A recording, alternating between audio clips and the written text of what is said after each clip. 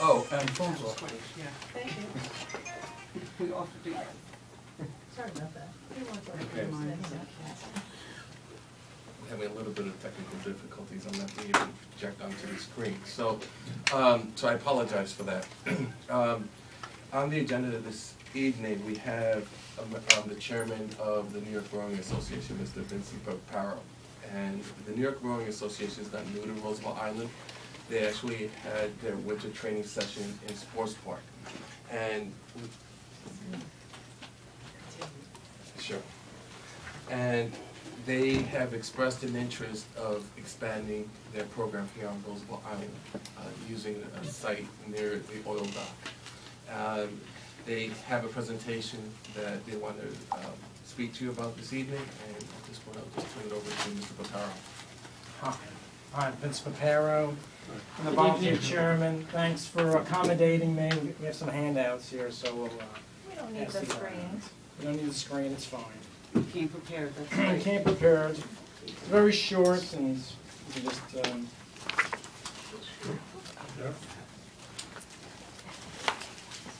and I'll tell you a little bit about myself and about the association and what we'd like to try to do here on Roosevelt Island. So, you know, I was born here in Brooklyn, New York, right? I lived here my entire life. Went to Fordham, New York University. Eventually, when I got married, I had to move out to New Jersey, which was very traumatic for me. But I'm still recovering then, transitioning then back into the city that raised my kids. I've been the chairman, which is a volunteer position, for this not-for-profit since 2001, January 2001. The Rowing Association is very old. It dates back to the 1860s. And it really has been operating as an association for promotion of rowing ever since. We've had our ups and downs depending on what's been happening with the environment and the popularity of the sport over the years. Over the last 10 or 12 years, the sport's become a lot more popular, and so there's been a resurgence of rowing. And for a number of years, we've been operating up on the Harlem River at the Peter J. Sharp Boathouse. And our lease agreement up there recently ended. A couple of years ago, we started looking for other locations because we knew we weren't going to be there much longer. And Roosevelt Island was one of those locations that we thought would be terrific for us to come to. So this past winter, we had the kids training here on the island. They had a great experience. Everybody really enjoyed it. And so what we're hoping to do is take up a little bit of space underneath the Queensboro Bridge, which has been renamed now. I don't know if everybody knows that. The Mayor Cottage Bridge. So, also known as the oil dock, although we would be not on the oil dock, right, but just off to the side. So let me go through the slide presentation. This is really more for you to take back with you, but I gave you the introduction on rowing. We primarily today work with kids, and there are kids in the neighborhood and kids throughout the city. It's a composite team. So our kids, for the most part, reflect the diversity of the city. So we have kids from all different backgrounds, all different socioeconomic backgrounds, as well as we have kids who are gifted, we have kids who have learning challenges, have economic challenges, kids who live in mansions, kids who live in shelters. So we work with everybody, but they're pretty much indistinguishable because of the way we outfit everybody. So they all look the same when you actually meet them. Nobody really knows anything about the other person. So we have very nice kids. Rowing on the East Channel is usually one of the first questions I get, is that even possible? The Long Island Rowing Association, which merged into New York Rowing Association back around 1914, 1915, had about half a dozen boathouses there. The last one was Ravenswood. There's a new Ravenswood rowing club that's been started. Has nothing to do with the old one, but they used to row out of Socrates Park.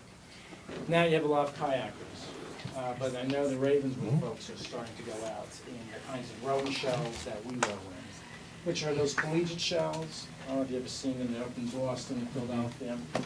So that's basically what we row. And our program is really geared towards a differential and a source of revenue for our kids to go to college, right? So over the last, I'd say, 8 years, our kids have gotten about $4.5 million in scholarships. we'd like to continue doing that here in the city. So, just to get rid of this slide, the East I'm sorry, Channel. could you explain the scholarship to me again? You know, there's a lot, Rowing scholarship? rowing scholarships. Okay. There's a lot of money out there for kids who know how to row. It's a lot easier to get in baseball, basketball, football, track, and so, you know, we try to make sure that our kids get their fair share of it. And it's based on, you know, if you go to an Ivy League school, it'll typically be based on their economic situation, but they get it primarily because of rowing. If they go to a school that has a Division I program that has scholarships, they'll get that money. And sometimes it's the full amount. It can be, I can't blame it, it's much more interesting. They go to MIT, the row up and They row up and Charles down, there. right. So you have so that's kind of what the kids do. So the feasibility of rowing on the channel is pretty well known to us. The water conditions are similar or slightly better than the Harlem River, which has a lot more boat traffic coming from the Hudson to Long Island Sound, and much better than the Hudson. The tidal flow is not an issue here. No, it's really not. It's about the same for the most part. Actually, the way traditionally the rowers on this channel have done it is they flow onto the Queen side, which is a lot less flow. So that shouldn't be a problem for us. The site that we're looking at fits our boats, approximately 60 by 40. It's fine. There's fencing around it. We don't really need anything else other than that. The restrooms would be great if we use them at the sports complex. Our equipment we bring. It's basically rowing shells, kayaks, and boat trees on the property. We have to install floating docks. The floating docks are called jet floats, and they're basically recycled water bottles that get reconfigured into these, and they're very durable. There's actually a very old set of them up on the Harlem by Roberto Clemente State Park. They've been there for almost 15 years. They look brand new. So we think that will be just fine. It's not very expensive, and we'll be obviously bearing the expense for that. The thing that is a little new for us is the kayaking. You'll see this presentation is heavy on the rowing, so I'll knock that out first. But we've never really done a lot of kayaking, but we're quite familiar with it. This kind of talks about the kinds of people that will come onto the island, right? The demographic is pretty good. Most rowers are college educated, they have a high level of income, they work pretty hard, a lot of them hold postgraduate degrees. I think the demographic background of the rowers is as high as it is. It's the most affluent. Adult rowers are per se the most affluent adult athletes. And we think it's because of the work ethic that they learn from rowing to a certain extent. It has nothing to do with anything else. Because basically, rowing is not like a game. It's a physical activity that's repetitive and requires a tremendous amount of concentration and commitment, and you have to show up on time and a sense of willingness to work with other people. The kids learn it very young. They learn that they have to be ready, on time, dressed in uniform. Their identities meld into the team so we don't have any stars. And they really learn how to work with others. So when you talk about rowing, you're not talking about messing around in boats, you're talking about like crew and sculls and stuff like that. That's exactly. Although, given the water conditions, we're going to try to stick with 8s and 4s, coxed boats.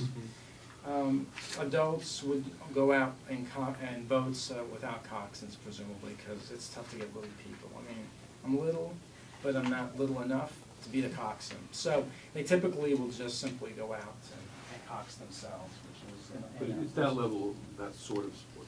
It's that kind of sport. That's right. These are not white balls. Because the program for the kids is really a pre-collegiate program. So, for example, we try to get every kid into a college. That's kind of our goal. Right, our goal is to get everybody into college and just simply use the rowing as a differential to get them admitted to schools they could otherwise not get into, and to get the money that they otherwise would not be able to afford to go to that school. So that's the game plan that we typically do. The adult rowing is really just for fitness. It's like sort of like cross-training. And you can see here the different types of programs that we have. We have a junior program. We give scholarships to kids that show us that they have need, which is We consider need to be anything around the poverty level of working class. We What's take the it age range? 14 to 18. You know, of course, if the kid is rowing with us and they're spending an extra year in high school, then they just roll over into 19. We give learn to row classes to adults and to the kids, and we have a scholarship program, which is repeated here.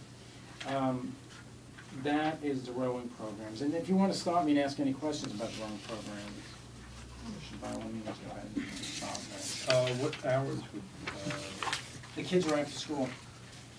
Kids are after school. So after they get out of classes, they come from all over the city, and they show up and they row. You'll see later on in here, our goal is going to be to, all the kids on the island, 14 to 18, would be free. Okay, that'll be free. And we in rowing don't have a tradition of adults rowing for free, but it'll be steeply discounted for any adults living on the island. We'll give them the learn to row lessons, and the proceeds go towards funding rowing for the kids. People coming from off the island will pay regular rowing rates to fund the program for the island. There'll be rowing and kayaking for adults on the weekends as well. And the kids row, I think, I don't think I know, one day on the weekends as well. So, the kayaking is a different activity and has a very different culture than rowing. And we're including it because what we've learned from rowing on the Harlem River is that the amount of time needed to really learn how to row is too much for adults. So we want to build in a kayaking component that gets people out onto the water. And it's in one lesson, 20 minutes, 30 minutes, and you can get out in the water safely with life preservers and a guide, and you can go out. So we found that it's probably a much better way to get the entire community on the island to go out. So that would be free, because there's a tradition in kayaking, from what I can tell, that there's a lot of kayaking volunteers, which has kind of dissipated with rowing. And I think that's dissipated with rowing because the cost differential in the equipment is tremendous. It's just 1/8 is $35,000, one kayak is a few $100s, over $1,000 or so. So I see the kayaking program being free for adults and kids, and a lot of volunteerism. But we'll also supplement it ourselves. So you wouldn't actually have the kayaks that rent them, people would bring their own kayaks? I think they bring their own. I think we're going to buy about 4 or 5 kayaks to have them on hand. And then people will come down and take lessons with us, right? We'll give them a quick lesson. And then we'll go out with a guide, and we'll go up to the channel and around and back. I don't think it's going to be quite as restrictive as what you see at community rowing. The community rowing boathouse downtown. And I think we'll cover bigger areas and it'll last longer. So instead of 20 minutes and back, and you have to stay in that safety cove, I think we're going to go all the way up, turn around, come back. And if we get comfortable with going out onto some of the other waterways around here, we may try that as well. I just have to sort of familiarize myself with that. Are you going to be doing this in addition to the one at Harlem River? Or No, we're going to be focused only on Roosevelt Island. So that's what the kayaking is going to look like. All right, and they'll be launching from the same docks. And I can't give you a description here. We're modeling ourselves on the Long Island City Community Boathouse to a certain extent. They'll look very similar to that in downtown. So this is the summary at the end, slide 10. It's free learn to row and kayaking programs for children. Discounted learn to row and kayaking programs for Roosevelt Island adults. And we discount the annual fees for kayakers if storage space is available. Just so, for those of you who are aware of that Vision 2020 that was issued by the Mayor's Office, this would fit right into that Vision 2020. And I know that the Metropolitan Waterfront Alliance is really excited about what's happening. They think it's great. So I can answer any questions you have about utilization, myself. I have a question. I'm Sure. sorry. Okay. How do people get their kayaks to the boathouse, the launching place? Well, they can just bring it. Right? Well, what does that mean, bring it? They can just bring it down from the parking lot, right? and then they can just leave it there, because we're gonna try to set aside space for them. Yeah. I was actually, it was a traffic question. They can just walk, I mean, those kayaks don't weigh very much, I think, so, yeah. Well, they'll probably. Yeah, you know what, I really hope, that's a good point. I hope it doesn't turn into some sort of car-topping community. You know, in other words, I'd like people to come and stay, right, and just leave their equipment there and integrate themselves into what's going on with the island, right, so. But I don't think that's really what we're anticipating. I would assume that the kayaking, for the most part, is going to draw everybody from the island, right? I would guess, there's a lot of people here. I don't know, bring them on kayaks. Yeah. But when they buy them. Kayakers are strange people. You find them everywhere. They're everywhere, but they never really reveal themselves until there's a dock available for launching. So I think you'll find there's a bunch I here. have pictures from my living room window of kayakers, yellow kayakers, I guess they're from Long Island City, rafting their way down the river, all just kind of hooked up and floating along on the tide. Yeah, they're a whole different, you know, we have one of the oldest kayak clubs in the United States up in Manhattan in Wood Park, which is one of the oldest ones, and they're pretty durable. They go around the island, they go out to the sound, they come into the channel. So 60 by 40 doesn't sound like a lot of space if we're gonna store kayaks and. The space is actually, I think, a little bigger than that. It's somewhat bigger. So, you know, I think what we're looking at is the space between. Just south of the oil dock, right underneath the Queens Borough Bridge. Yeah. Basketball courts? That's opposite the basketball courts. Opposite the And has its own entrance, it's all fenced in. So is this simply fenced off space? Fenced off space. That's really the only thing. You know, people, our experience has been, whether we're up in northern Manhattan or in the Bronx, people basically don't touch the equipment. It's not interesting. And the Roosevelt Island children are a special breed. Well, you know what? We're used to dealing with all types of kids. That's true. We know, we'll be able to manage it, I'm sure. And the fence is pretty formidable, frankly, looking at it, so.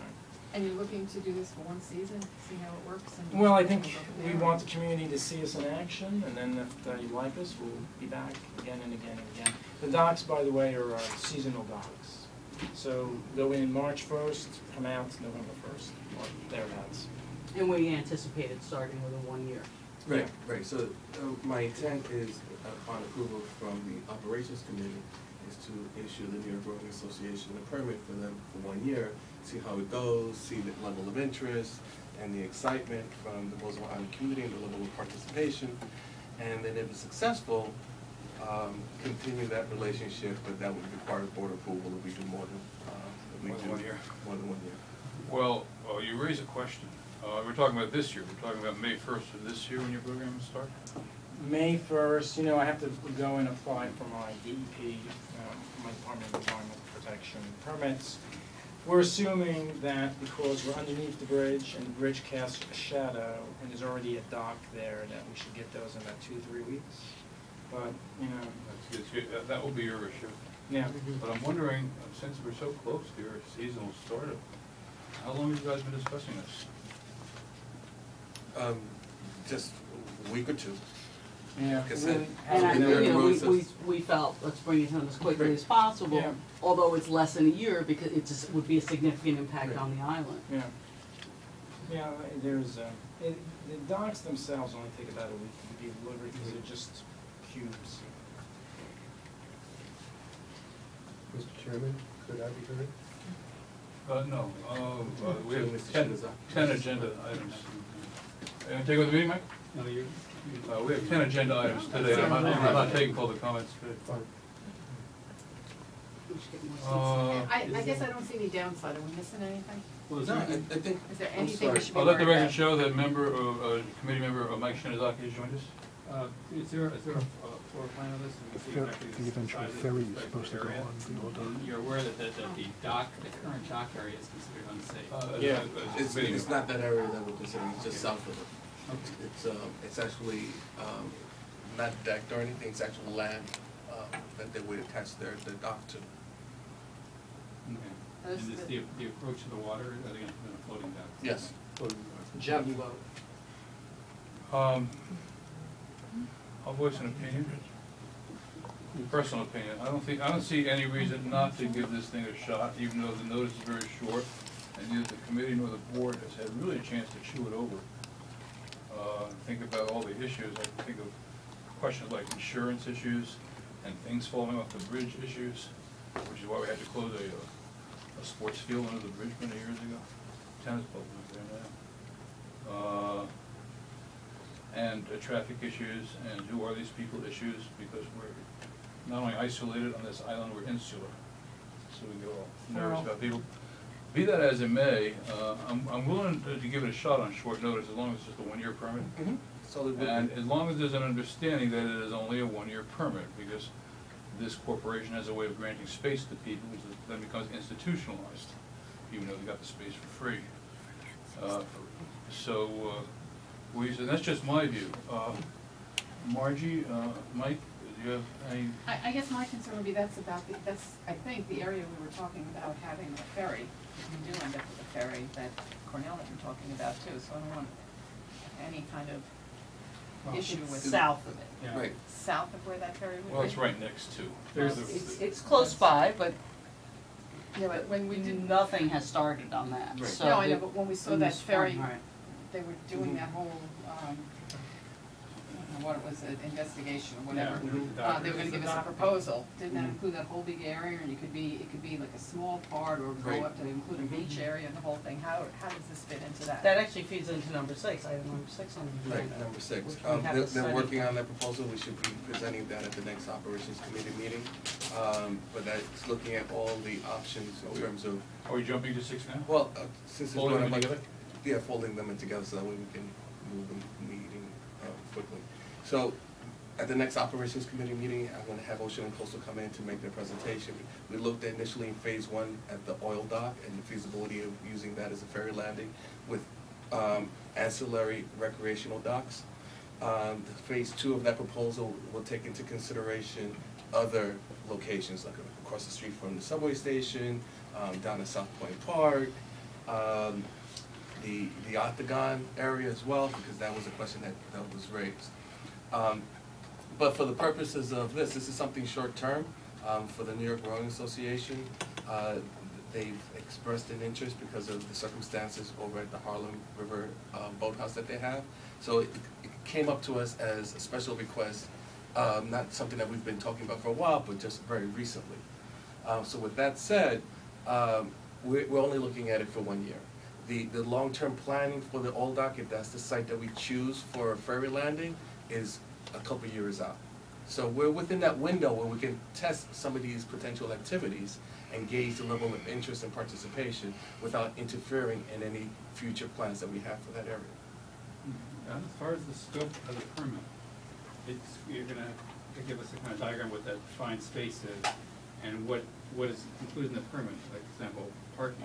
And, you know, during the construction phase, how they're gonna bring equipment in and out, what's the liability when they're bringing the docking equipment in and out.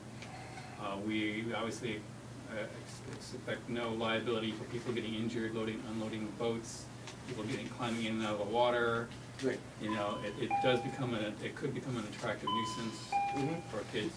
And I used to So be they dealt get the with door? before, Yeah, that's our door.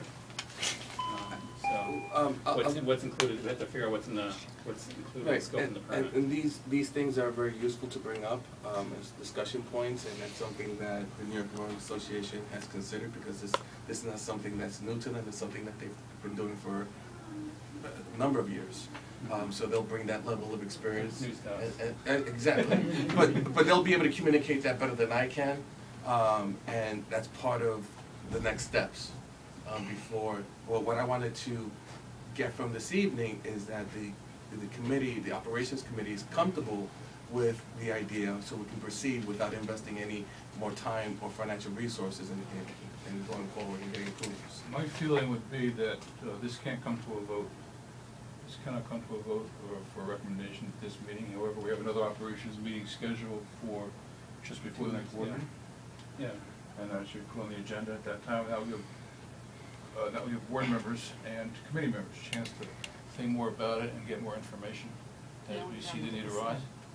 Sorry if this looks like we're delaying, but it's really brand new to us. And, No, it's okay, believe me, and I'm available for the answer any Some things we would questions. need is like a floor plan as far as what exactly the footprint is.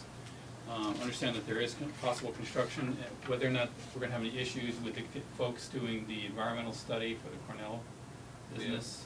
You know, when they're gonna be doing their drilling and moving their equipment in and out, and Yeah, but that's still a few years out. That's still, You never know. at the earliest, 2014. Yeah, this is for the season. This is for 2012, this is Okay. just. Well, that's all very well, but I suspect many of these board members will still be on in 2014, and they're gonna wanna know what decisions were made here now, today, that puts them in a position 3 years from now. I've been on this on 33 years, and 3 years is nothing, it's the blink of an eye. But as long as it takes your kid to get through junior high, which all of our kids got through junior high in 2 weeks, you know, just, I'm not being facetious, I'm talking about the speed with which time goes by. And I'm gonna recommend that we look on this favorably for the time being, but that it become an agenda item for the next Operations Committee meeting, which is about 3 or 4 weeks away, as I recall. No, it's 2 weeks. closer, I think it's 2 weeks. 2 weeks away, yeah. It's not 2 Fine. weeks, yeah. I think that'll give this committee and other board members time to learn what they need to know. Does it make sense for me to send you my contact information for anyone else to Yes. ask me any Yes. questions? So I Yes. can get that from Fernando and So through people can- Fernando. And people can just call me and speak with me directly. Okay, and I would also recommend, at that time, let's also get RIOC involved and other organizations on the island, only because we don't have time to get involved in large discussions today, and I'm sorry you were stuck into a very busy agenda Yeah, today. no, it's okay. But that's perfectly fine, but there'll be a lot of stakeholders involved whose opinions this committee will want to hear before we make the decision. I'm sorry, Mike, am I speaking properly? You're fine, sir. Great. Who are you working with at the Metropolitan Board? What's supposed to be a Yeah, detail? they- Is Mark they- Kraft in the middle of any of No, I don't think so. Yeah, but Yeah. he keeps involved. Judy, I'm not here But they're for just, comment. they're very positive on all Sure. types of dwelling Okay. and activities underwater. I just want to thank everybody for giving us the time and, inserting myself at the beginning of your busy schedule. I have to actually go to a charity function tonight, so I don't want to In New Jersey? upset them. All right, now here in New York. All right. So- Now I'm in that strange stage right now.